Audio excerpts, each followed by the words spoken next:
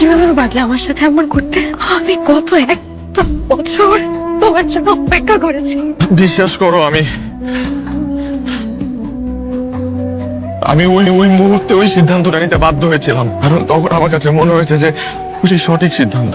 কিন্তু তুমি আমার জীবন থেকে চলে যাওয়ার পর প্রতিটা ক্ষণ, প্রতিটা মুহূর্ত আমি তোমাকে মিস করেছি। আমি রিয়েলাইজ করেছি আমি কতটা ভালোবাসি তোমাকে। আমি অনেক বড় একটা ভুল করেছি, আমি স্বীকার করছি আমি ভুল করেছি। দেখো, আমার কাছে মনে হচ্ছে সেই ভুলটা আজকে আমার জীবনে আশীর্বাদ হয়ে আসছে। বিয়ের শাড়ি পরে আমার সামনে দাঁড়িয়ে থাকবে, তোমার বিয়ে হওয়ার কথা, তোমার অন্য একটা মানুষের হয়ে যাওয়ার কথা। আমি সেই মুহূর্তে আমি তোমাকে একবার হারিয়েছি, কিন্তু আজকে যখন আবারও তোমাকে আমি ফিরে পেলাম, আমি তোমাকে কথা দিচ্ছি আমি আর কখনো তোমাকে হারাতে দিব না।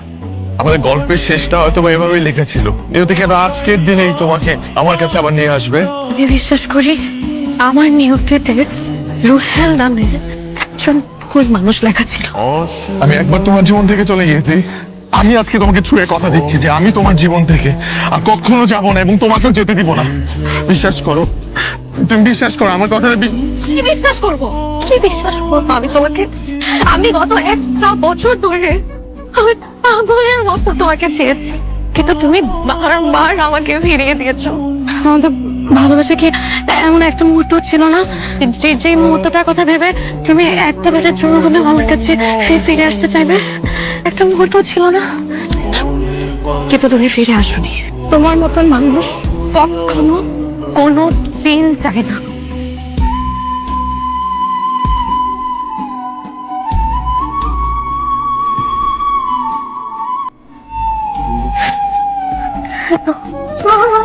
বাবা, কে তোর বাবা? আজ থেকে তোর কোনো বাবা নেই। আমাকে কখনো তুই বাবা বলে ডাকবি না। এখন থেকে মনে রাখবি তুই আমার মেয়ে না, আর ফোন করবি না, বাসা করবি না। আজকের পর থেকে তোর সারা জীবনের জন্য এই বাসার দরজা বন্ধ। যে মেয়ে বাবার সম্মান, পরিবারের সম্মান ধুলোয় মিশিয়ে দিয়ে প্রেমিকের হাত ধরে বিয়ের আসর থেকে পালিয়ে যায়, কত বড় সাহস! আমি বেঁচে থাকতে ও জীবনে এই বাড়ির দরজায় ঢুকতে পারবে না। এই মুহূর্ত থেকে আমি জানতে চাই ভাইয়া নামে আমার কোনো মেয়ে নেই, ছিল।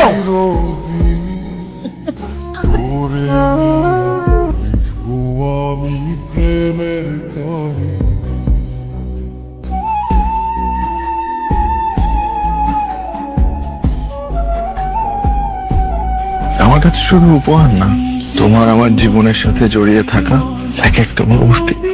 সত্যি তোমার অনুভূতি যদি সত্যি হতো তাহলে কোনোদিন তুমি আমাকে ছেড়ে চলে যেতে পারতে।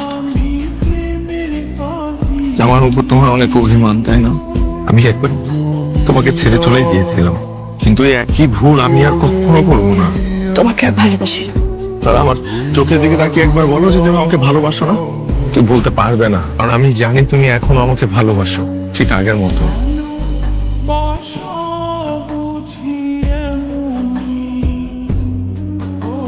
তুমি আমার সিগারেট জ্বালিয়েছো।